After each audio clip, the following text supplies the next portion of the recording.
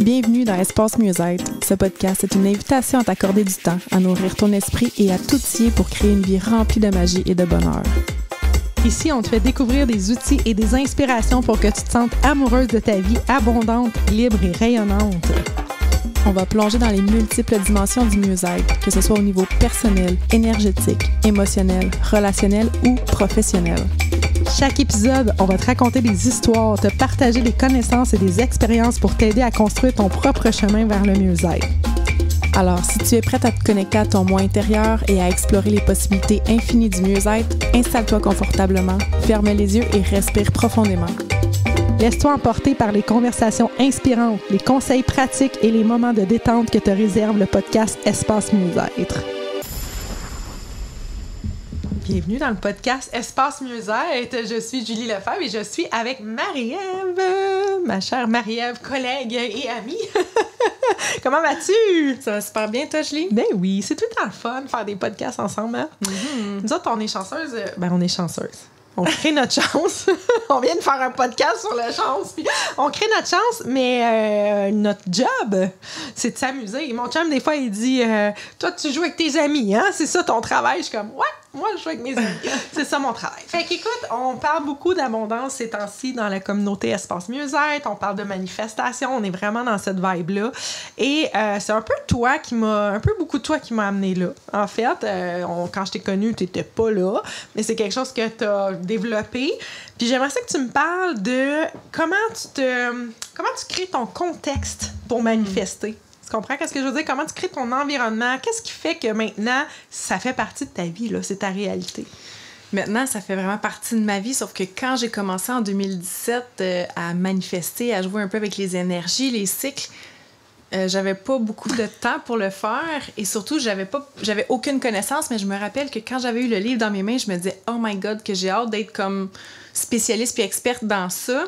Oh wow. » Mais j'ai commencé à manifester en faisant des chèques d'abondance à la pleine lune puis à la nouvelle lune. Une fois par mois, je faisais ça, puis ça prenait 5 minutes d'attente.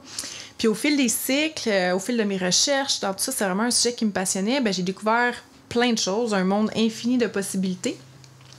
Et j'ai découvert qu'il y a des périodes plus propices que d'autres à manifester selon notre date de naissance, notre carte du ciel.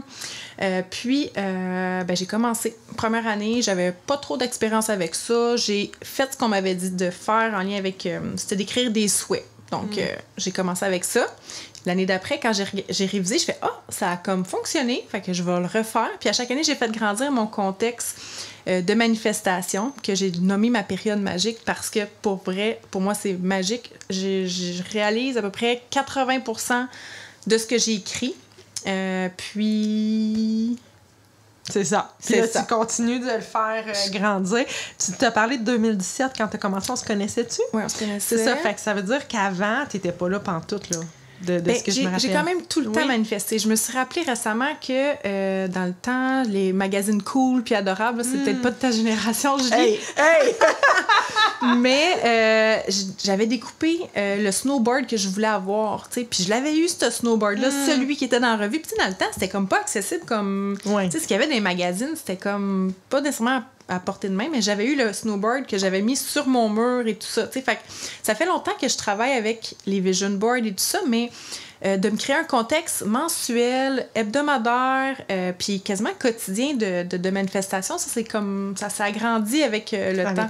Ouais. Tu parles de vision board, puis on a commencé ça, t'as sûrement commencé avant, mais je veux dire, on a fait des ateliers ensemble et tout ça, puis ton vision board a évolué. Qu'est-ce que tu fais de différent maintenant de ce que les gens font d'habitude avec un vision board, mettons? Maintenant, à chaque édition, je le pimpe. Je peux te partager une fois que j'ai fait...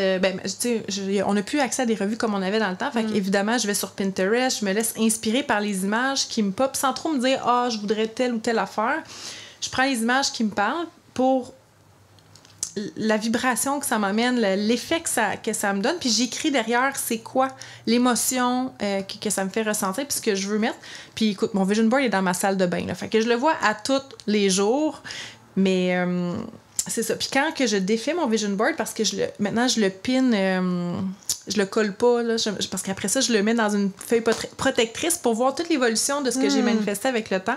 Wow. J'écris comme la date que ça s'est réalisé, parce qu'encore là, ben, pas mal tout ce que je mets dessus.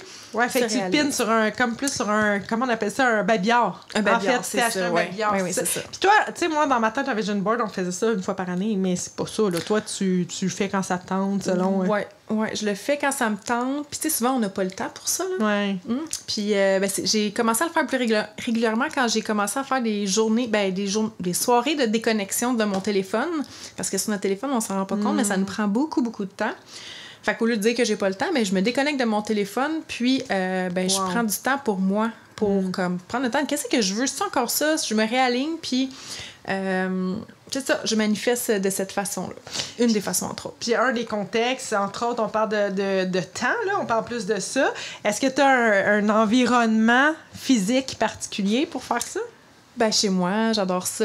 Me créer un contexte. Quand je dis contexte, c'est j'essaie de réveiller tous mes sens. T'sais. Autant la vue, j'essaie de mettre ça beau, j'allume des chandelles. L'odorat, justement, je fais brûler de la sauge. La playlist que je mets, c'est tout le temps avec intention que je choisis l'environnement dans lequel que je vais être.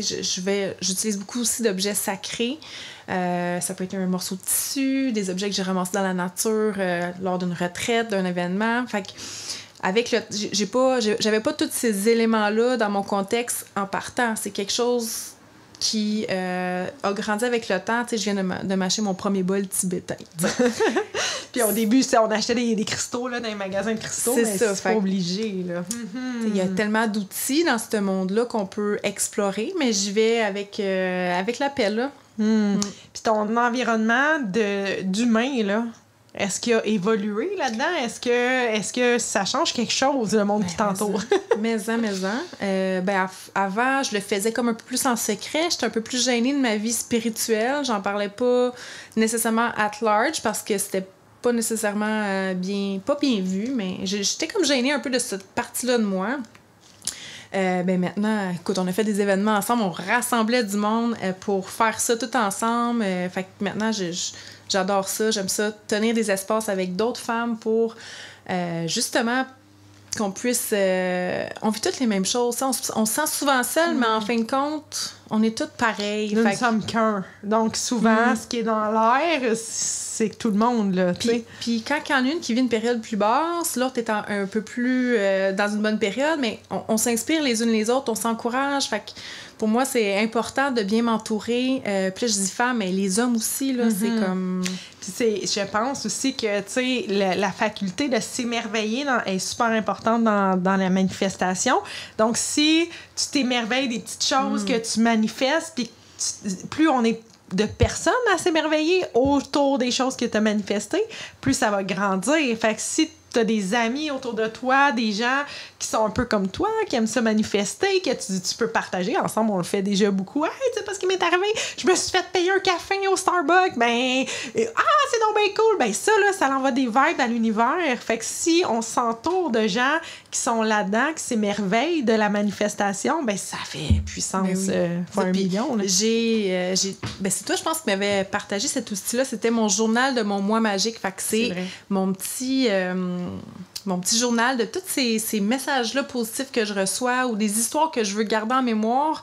Je vais les publier dans un document. Puis quand je me sens dans une période plus basse, je vais le revisiter. Puis ça augmente ma fréquence automatiquement. Là. Quand tu dis publier, est-ce que tu veux dire... C'est-tu dans Facebook que tu t'es créé quelque chose? Ouais, c'est ça. Parce que ça, c'est juste une petite anecdote. Moi, mon journal de mon mois magique, c'était un groupe Facebook que je m'étais fait, mais que j'étais toute seule dedans. On peut faire ça. Puis j'allais faire des screenshots exemple, j'avais reçu un message d'une cliente puis j'écrivais comment ça devient mieux que ça. C'était ça mon journal de mois magique au début, là, quand j'ai commencé, jusqu'à temps que je me trompe de groupe puis que là, j'avais une photo avec mon chum un peu plus... mettons que j'aurais pas affiché sur les réseaux sociaux. On était zéro nus ou quoi que ce soit, mais c'était quand même assez spécial. Assez... personnel, intime, et je me suis trompée de groupe. Je l'ai mis dans mon groupe. C'était à Splendeur, à l'époque, qui avait pas le même nom, mais avec 400-500 personnes qui me suivaient, et j'ai mis une photo, puis j'ai marqué « Comment ça devient mieux que ça? » OK, ça sera plus sur Facebook, mon groupe, ça sera plus ça parce que, tu sais, j'avais choisi le mauvais groupe. Fait que bref, c'était juste, je me posais la question. Maintenant, moi, j'ai un album photo dans mon iPhone. C'est comme une partie d'album photo. Fait que des fois, c'est je prends des imprimes écran d'un message que j'ai reçu, puis je dis comment ça devient mieux que ça, fait qu'on fait grandir. Une vente, comment ça devient mieux que ça. Une cliente satisfaite, comment ça devient mieux que ça. Mais j'en ai fait plein de façons de le faire. Puis ce que je me rends compte, c'est qu'il faut juste prendre le temps. Exact. Ce qu'on fait pas normalement, qu'on se dit on est trop occupé. Faut prendre le temps pour nous. En fait, là, c'est comme encore là de revirer la vapeur parce qu'on n'a pas le temps, parce qu'on a trop de choses à faire. Mais si tu fais ça, si tu prends le temps de faire ça, ben tu vas gagner du temps parce que ça va venir plus facilement à toi. Fait que c'est juste encore là de renverser ça puis d'être dans l'être, qui est l'être de manifestation, le pouvoir féminin, tout ça, pour avoir moins à faire. Mais il faut juste comme faire une coupure puis dire OK, à partir de maintenant, je prends le temps puis je le fais. Puis on se rend compte que wow, c'est facile, ça vient à moi. Puis là, on a l'air chanceuse. Puis on se dit t'es donc bien chanceuse de vivre plein d'affaires. Mais on a pris le temps de s'arrêter puis de commencer à créer ça. Ce podcast-là nous a été inspiré parce qu'on a tiré une carte de mon oracle Osta Splendeur, mais mon oracle que j'ai fait avec Isabelle Lessard, en fait. Et la carte, c'est Baguette Magique. Donc, ça nous a... Hey, on fait un podcast sur la magie. Et cette carte-là nous dit, tu veux-tu la lire? Permets-toi de rêver grand et de ressentir la joie, la réussite et l'abondance de tes vœux. La suite, quand on prend le petit code QR et on va plus loin, ça dit « Pour qu'un vœu se réalise, il ne suffit pas de le souhaiter ou même de l'écrire. » Tu dois le ressentir jusque dans tes tripes. Plus encore, tu dois ressentir ce que tu feras de différent lorsque ton vœu sera réalisé. Quelles seront tes décisions? Comment agiras-tu avec les autres? À quoi devrais-tu renoncer? Comment se passera ton réveil? Etc. Tout ça, tu dois te connecter pour ressentir la prochaine version de toi qui aura réalisé son vœu. C'est ainsi que fonctionne l'univers. Il te retournera les fréquences que tu lui vibres. Une fois que tu auras maîtrisé cet art, tu verras, c'est magique. Plus aucun désir ne sera à ton épreuve. Fait que ce que tu dis quand tu parles de ton vision board, entre autres, c'est justement ça. C'est que toi, t'écris l'émotion. Tu fais pas juste dire « OK, je veux une auto comme ça, je la mets sur... je la pique sur mon babillard. » Mais non, tu vas voir, dans le fond, c'est l'énergie que cette voiture-là, puis encore là, tu dois plus avoir ben une voiture sur tes vision boards. Mais bref, c'est vraiment une émotion, comment on veut se sentir. Puis là...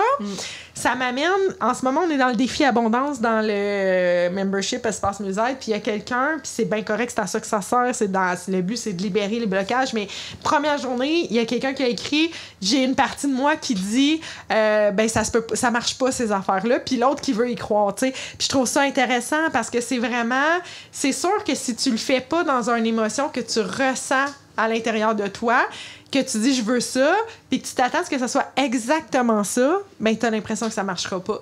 Je donne un exemple, j'avais mis dans un de mes exercices du défi abondance de me payer des lavages auto. Parce que j'aime pas laver mon auto, mais j'aime ça quand elle est propre. Fait que j'avais dit, moi, je me paye des lavages auto, ou tu sais, je sais pas trop, je pense que je me disais, je paye quelqu'un qui lave mon auto, là, quelque chose comme ça. Et c'est mon chum, Jeff, à peu près 6 mois plus tard, qui m'a dit, te rappelles-tu que t'avais mis ça?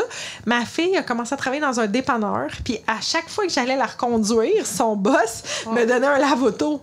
Et à chaque fois, il disait, tiens, t'as-tu besoin de faire laver ton auto? Puis, tu sais, ma fille pouvait m'en donner autant qu'elle voulait, là, c'est comme... Fait que je faisais laver tout l'été mon auto, j'avais un lavage auto pour le faire laver. Sauf que, sur le coup, je m'en étais pas rendu compte parce que c'est pas exactement comme je l'avais mis. C'est ça, on se fait une idée de comment on va recevoir la chose, mais il faut s'ouvrir aux possibilités. On ne sait jamais comment ça va arriver. C'est là que notre faculté de s'émerveiller rentre parce que quelqu'un de très rationnel va dire ben ouais, mais c'est pas vraiment ça que tu avais écrit, puis ça va arrêter là. Fait que là, c'est là qu'on peut dire oui, ça marche pas. Effectivement, la loi de l'attraction, le secret, ça marchera pas si t'as pas cette faculté de voir les choses autrement puis de t'émerveiller. Mais là, c'est là que les amis, le contexte, peuvent t'aider. Comme mon chum qui m'a dit regarde, tu l'avais demandé, tu l'as. Hey, ben oui, mais comme je l'avais pas vu, puis là, j'ai fait mais ça marche, puis là, je l'ai partagé, puis mais il y a plein de choses comme ça. Quand j'ai acheté ça, ici, c'est pas exactement ce qu'on avait écrit. On voulait des arbres fruitiers, mais on voyait pas la maison de Saint-Ambroise avec des arbres puis du gazon sodo, là. C'est pas ça qu'on voyait. On voyait des beaux pommiers alignés, là, tu sais.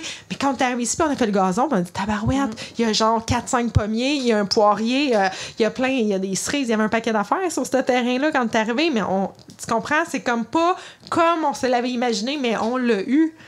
Fait que c'est juste des fois de s'ouvrir l'esprit. Puis je trouve que ce que tu fais de garder comme un cahier ou un endroit où ce que tu gardes ce qui s'est réalisé, ben c'est de s'arrêter encore là puis de dire, hey, ça, finalement, je l'ai eu. Tu sais, parce que sinon... prendre le temps de contempler, tu sais, de s'arrêter encore une fois. C'est bien beau de le manifester, mais après, tu t'arrêtes-tu pour voir, ah, wow, j'étais là, je suis rendue là.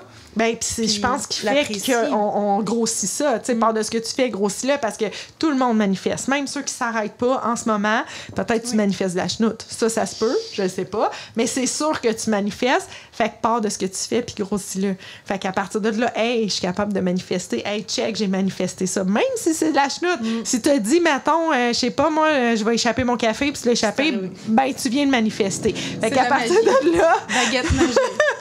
À partir de là, manifeste d'autres choses, puis grossis ça, puis tu vas devenir un pro de la manifestation. Est-ce qu'on peut dire qu'on est pro? Probablement pas. Il y a encore plein de place à l'amélioration. Ça m'arrive d'être comme une poule pas de tête, de pas être dans cette discipline-là, de m'arrêter, de voir ce qu'il y en est. Mais à chaque fois que je le fais, je me rends compte que, ouais, c'est vrai, on a un grand pouvoir créateur. Fait qu'est-ce que, Marie-Ève, en finissant, t'aurais un conseil aux gens qui veulent être des pros de la manifestation? Ben de s'entourer de gens qui sont déjà dans ce domaine-là. Moi, ça m'avait vraiment aidé de prendre des mentors, des coachs qui faisaient déjà ce que je voulais faire. Fait que pour moi, ça m'a aidé d'apprendre. C'est comme si ça... Time collapse, là, ça ben, dans le fond, c'est comme ça rapetisse le temps. Ouais, c'est ça. L'expérience que la personne a pris pour... le temps qu'elle a pris pour acquérir ces compétences-là, ben, elle peut te partager ses connaissances. Fait que de bien s'entourer. Donc, est-ce que tu penses que Espace Mieux-être serait une bonne façon de time collapse, comme tu dis?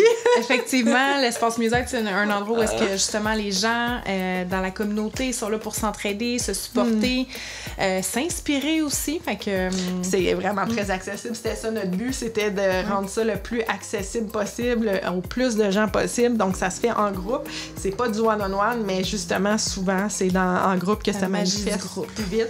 Puis voilà. Fait que si ça vous tente de venir nous rejoindre, ça va nous faire plaisir et on vous dit à la prochaine. À la prochaine.